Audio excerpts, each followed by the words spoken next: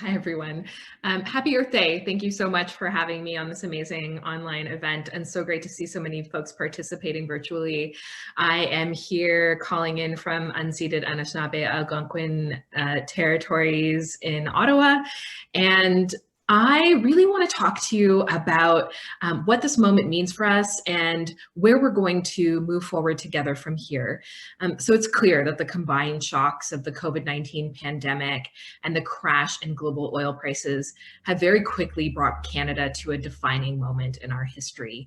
The choices we make in the coming weeks and months are going to have enormous implications, not only for our near-term health and well-being, but also for the long-term health and resilience of our societies. So all of us, individuals, policymakers, activists, are rallying to care for ourselves and our loved ones, our communities. And I really want to emphasize this Earth Day that we can and must make choices right now that allow the care and the solidarity that are transforming our experience of this present moment to carry forward and shape our future. If anything, this crisis has made it abundantly clear that our health and well-being is inextricable from the health and well-being of the non-human world. And this Earth Day, let's stand on this precipice that we are on from one world to the next and dream about how we can co-create societies that support the life-giving abundance that gives us life.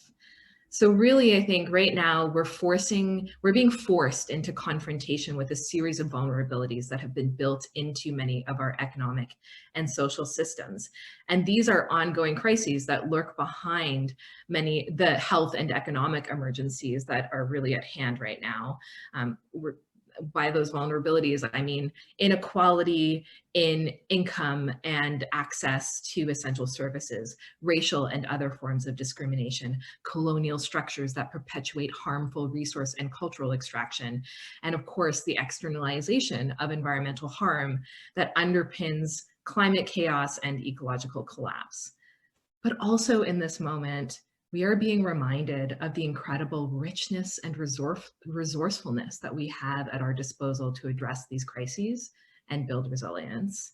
So we know that material wealth can be distributed more equitably. And indeed, we're seeing that happen in some of the best case scenario responses to the crisis. So how can we amplify that in places where it needs to be amplified, addressing the needs of the most marginalized?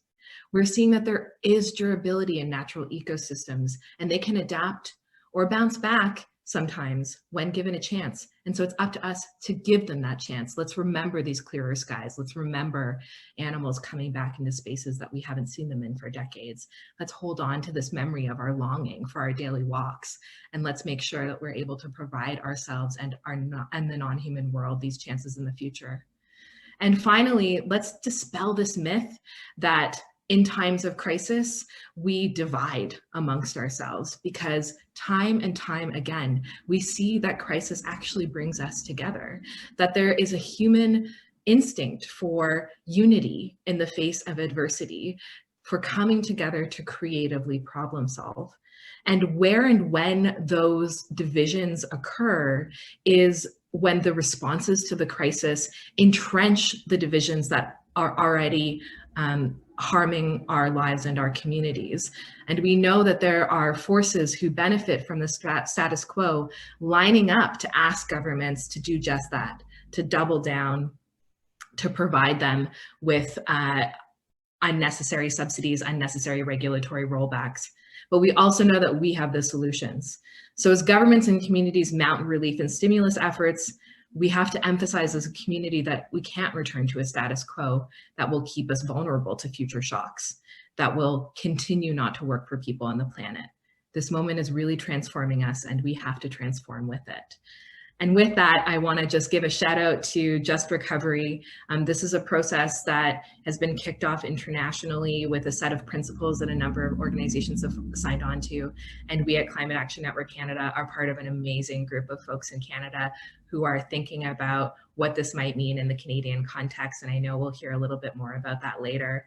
And I also just want to point you to the Climate Action Network website, where you can take a look at our list of 120 incredible organizations across this country that are doing really good work to build solidarity, to support their communities, and to make sure that we both address this near-term sprint of the COVID-19 crisis while thinking about the long-term marathon of the climate crisis. We're in this together. Normal is not good enough, so let's figure out how we can build back better. Thanks, everyone.